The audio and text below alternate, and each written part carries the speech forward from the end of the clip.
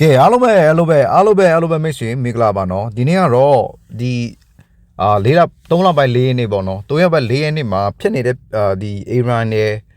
အစ္စရေးအမေရိကန်ပို့ပေါင်းပြီးစစ်ပွဲဖြစ်နေတဲ့ဒီစစ်ပွဲကနေအနည်းငယ်လေး update လေးကျွန်တော်လုပ်သွားမှာဖြစ်ပါတယ်နံပါတ်1အနေနဲ့ကပါလဲတဲ့ USA နိုင်ငံဒီအီရန်နိုင်ငံကိုအစ္စရေးကဘုံကျလိုက်တဲ့စစ်ဖြစ်တဲ့နေ့ရက်ကာလမှာပေါ့နော်ဘုံကျလိုက်တာဘုံက4000ကျော်လောက်ဘုံကျခဲ့တယ်လို့ပြောပါတယ်နော်4000ကျော်နေတာမဟုတ်နော်4000ကျော်တိတ်ဘုံကျခဲ့တယ်အဲ့ဒီဘုံကျတဲ့နေရာမှာဒီမစ်ဆိုင်းပေါ့နော်ကျူးပြလာတဲ့မစ်ဆိုင်းသိရမလားအဲ့ဒီထုတ်လုပ်တဲ့နေလစ်တင်နေတဲ့နေရာကိုပြတ်မှတ်ထားပြီးမှတိုက်ခတ်ပြီးမှအနိုင်ရခဲ့တယ်လို့အနိုင်ရခဲ့တယ်မို့တိုက်ခတ်ခံရပြီးမှသူတို့ဖျက်ဆီးခဲ့တယ်လို့အီရန်ဒီအစ္စရေးဘက်ကတော့ပြောပါတယ်ဒါပေမဲ့လူတေမှုတော့ကျွန်တော်တို့ USA နိုင်ငံကတော့6ဦးတေသွားပြီးမှအစ္စရေးကဘလောက်တေလဲဆိုတော့မပြောပြသေးဘူးဒါပေမဲ့ဒီအီရန်နိုင်ငံအနေနဲ့ကတော့800ကျော်လောက်တေသွားပြီလို့ကျွန်တော်ပြောတာဖြစ်ပါတယ်နောက်တစ်ခုကဒါကတော့သူတို့အရေးမှာနောက်တစ်ခုကတော့အီရန်နိုင်ငံရဲ့ပိုင်ဖြစ်တဲ့ဒီတင်းမော့ပေါ့နော်ရေတပ်ကိုလည်းဒီအမေရိကန်ကဒီအမေရိကန်ရဲ့ဒီ Pete Hegseth ကပြောတာကသူရဲ့သူ Peter Hegseth ကပြောတာကဘာလဲဆိုရင်သူကဒီအီရန်နိုင်ငံရဲ့ဒီလေတပ်ကိုတော့ဒီဖြစ်ချတလုံးပြုတ်ပြစ်ချပြီးမှနှိမ့်မြုပ်ခဲ့တယ်လို့ပြောတော့ကျွန်တော်ကြားရတာဖြစ်ပါတယ်ဆိုတော့ဒါကပထမကတော့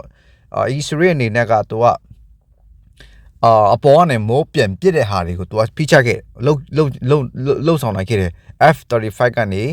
ဒီမစ်ဆိုင်းပစ်နေတဲ့လွတ်တင်တဲ့နေရာကိုပြစ်မှတ်ထားပြီးမှပြစ်ချခဲ့တယ်လို့ပြောတာဖြစ်တယ်ပြစ်ချခဲ့တယ်ဆိုတော့ဒီဖျက်ဆီးခဲ့တာပေါ့နော် USA အနေနဲ့ကတော့ဒီစစ်လေတပ်ကိုအီရန်ရဲ့လေတပ်ကိုတခုကိုနင်းမြုပ်အောင်ဖျက်ဆီးနိုင်ခဲ့တယ်လို့ပြောတာဖြစ်ပါတယ်ဒီကြားထဲမှာကတော့ဒီ USA နိုင်ငံအနေနဲ့ကတော့ဒီတမန်တကပြောနေတာကဒီစစ်ပွဲကိုသူတို့နိုင်နေတယ်လို့ပြောပေမဲ့ဒီစစ်ပွဲကိုသူတို့နိုင်နေတယ်လို့ပြောပေမဲ့စစ်ပွဲကိုနိုင်နေတယ်လို့ပြောပေမဲ့ပေါ့နော်ဒီရှုံးမှုလေးတွေကတော့ရှိနေသေးဖြစ်ပါတယ်။ဘာရှိနေသေးဆိုတော့ဒီUSA နိုင်ငံရဲ့ဒီဆန်နက်မှာရှိတဲ့ဒီလွတ်တော်တွေကဆွေးဝင်းနေတာဖြစ်တယ်။ USA အနေနဲ့ဒီတမန်တော်တယောက်အနေနဲ့လောက်ပိုင်ခွင့်အာဏာကိုချုပ်ကင်ဖို့အတွက်လုပ်နေတာဖြစ်ပါတယ်ကျွန်တော်ထင်တာကတော့ဒီထဲမှာတမန်တော်ရဲ့လောက်ပိုင်ခွင့်ကိုပိတ်ပင်ဖို့စစ်ပွဲတွေလုပ်ဖို့သူ့အကန့်အသတ်ထားဖို့ဖြစ်သွားမယ်ဆိုရင်တော့ဒီစနစ်မှာလည်းသူ့လူရှိတယ်အောက်လွတ်တော်မှာလည်းသူတို့လူရှိတယ်ဒါပေမဲ့ဒီကြားထဲမှာတချို့ Republic ကတော့ဒါကိုလက်ခံနိုင်ပဲဒါကိုလက်ခံနိုင်တော့လူရှိသေးတော့ရှိမှာတော့မဟုတ်ဘူးကျွန်တော်ထင်တာတော့ပေါ့နော်ဒါပေမဲ့ဘလို့လဲနိုင်မလားရှုံးလာမလားဆိုတော့ကိုကမပြောတတ်ဘူးနောက်တစ်ခုကဘာလဲဆိုရင်ဒီရင်နံရဲ့အီရန်တွေကကဘာတလုံးကိုအားလုံးကိုကဘာတလုံးအရင်တော့အခုဒီအင်္ဂလန်ကိုလည်းဒေါ်လာမတာထရက်ကတော်တော်လေးစစ်ဆိုးနေတယ်ဘာလဲဆိုရင်တော့ဒီအင်္ဂလန်နေနဲ့သူတို့ကြီးကပြောတာကဒီသူများနိုင်ငံကိုသူတို့မစိုးဖက်ဘူးသူကလိုမျိုး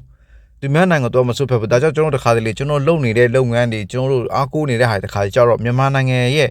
လူမျိုးဖို့အတွက်စူးစမ်းမယ်ဆိုတဲ့ဟာမျိုးလည်းနည်းနည်းတော့ခက်ခဲမှုတွေရှိပါတယ်နော်နည်းနည်းခက်ခဲမှုတွေရှိတယ်ဘာကြောင့်လဲဆိုသူတို့ရဲ့မူဝါဒကတခြားနိုင်ငံဝေးရဆော့ပတ်ချင်မလုပ်ဆိုတဲ့ဟာမျိုးပေါ့နောက်တစ်ခုက USA ရဲ့ဒီ USA ဒီ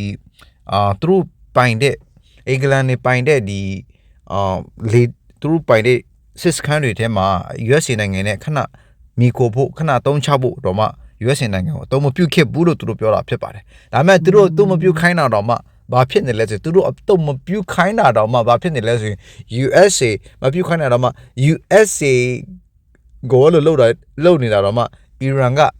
အင်္ဂလန်နိုင်ငံရဲ့ပိုင်တဲ့စစ်လေတချို့စစ်စခန်းတွေကိုလည်းတိုက်ခိုက်ခဲ့တယ်လို့ပြောတာဖြစ်ပါတယ်ပြီးတော့နောက်တစ်ခုကတော့ဘာလဲဆိုရင်နောက်တစ်ခုကဘာလဲဆိုရင်ဒီဘာပြောမလဲအီရန်ရဲ့လှုပ်ဆောင်ချက်ကပေါ့နော်အစကသူကဒီလိုထင်တာငါတို့က USA ရဲ့စစ်စခန်းတွေမှာရှိတဲ့တခြားနိုင်ငံမှာရှိကိုဝိတ်ကတော့ UAE ပေါ့အဲ့ဒီနေရာမှာရှိတဲ့အဲ့ပတ်ဝန်းကျင်မှာရှိတဲ့အဲ့ဒီပတ်ဝန်းကျင်တွေမှာရှိတဲ့နိုင်ငံတွေရဲ့စစ်စခန်း USA နိုင်ငံစစ်စခန်းကိုသူတို့ကဖျက်ဆီးပစ်မယ်ပြီးတော့ USA ဒီသူတို့ရေနံတင် တင်းဘောတွေကိုရေနာတီလမ်းကြောင်းတွေကိုလည်းပိတ်ပြင်ပြီးမှငါတို့မဘလိန်ပဲနဲ့ USA နိုင်ငံကငါတို့ဒီလိုလုပ်လို့ငါတို့ဒီလိုလုပ်ရတယ်ဆိုတဲ့ဟာကိုသူကဘလိန်ချင်တာဘာပြောဒီဟွာလုပ်ချင်တာအပြစ်ချခိုင်းချင်တာဒါပေမဲ့အဲ့ဒါလိုမဟုတ်ပဲနဲ့ခုကဘာဖြစ်လာတယ်လဲဆိုရင်တရုတ်ပဲဖြစ်ဘဒူပဲဖြစ်အားလုံးကိုပိတ်ပြီးမှနိုင်ငံဘေးနားမှာရှိတဲ့စစ်စခန်းကိုတော့မတိုက်မဲ့တခြားလူတွေနေတဲ့နေရာမှာတော့မတိုက်ခတ်တာတော့ကြောင့်အမတမတချို့နိုင်ငံတွေပါဆိတ်ဆိုးပြီးမှအခုဒီတချို့ဒီအရှိလည်းဘဲမှာရှိတဲ့နိုင်ငံ၃နိုင်ငံလောက်တော့မှအီရန်ကိုတိုက်ဖို့အတွက်ပြင်လာပြီလို့ပြောတာဖြစ်ပါတယ်ပြင်လာပြီတိုက်ဖို့လှုပ်လာတဲ့အခြေအနေမျိုးမှာရှိပါတယ်ဆိုတော့အခုအဲ့လိုမျိုးတိုက်လိုက်ခြင်းအပြင်အခုမြန်မာနိုင်ငံမှာလည်းအခုဒီCT ပို့နေတာနော်အဲ့ဒီပို့နေတဲ့ဟာတွေကိုထိုင်းကနေတီပို့နေတဲ့ဟာကိုလည်းထိုင်းကလည်းအခုမတီပို့ဘဲနဲ့ရှမ်းပြည်နယ်တခြားအချို့ရှမ်းပြည်နယ်တို့နေရာမှာတော်တော်များများလေးဆက်တုံးစီပြက်လက်မှုတွေဖြစ်ပြီးမှဘာမှလုပ်လို့မရတဲ့အနေအထားမျိုးမှာရှိနေတာဖြစ်ပါတယ်ဒီလိုမျိုးပဲအဲ့လိုမျိုးဖြစ်လာတဲ့ချိန်ကျတော့စစ်ဆိုးချင်တာပေါ့ USA ကငါတို့ဒီလိုလုပ်လို့ငါတို့ USA ကိုပဲချရမယ်ဆိုတဲ့ဟာမျိုးဖြစ်လာအောင်လုပ်တာဒါပေမဲ့သူ့မှာပြောင်းပြန်ရင်ဖြစ်နေတယ်လို့ကျွန်တော်တို့ကြားမိရတာဖြစ်ပါတယ်နောက်တစ်ခုကဘာလဲဆိုရင်ဒီရေနံကိုပိတ်လိုက်ခြင်းအဖြစ်နေရာတကာမှာအလို့ရေနံစီတွေတက်နေတာကိုကျွန်တော်ဖြစ်တယ်စီဈေးတွေအရန်တက်နေတယ်အမတမဆက်မှာတက်သွားတော့လဲကျွန်တော်တွေ့ရတာဖြစ်ပါတယ်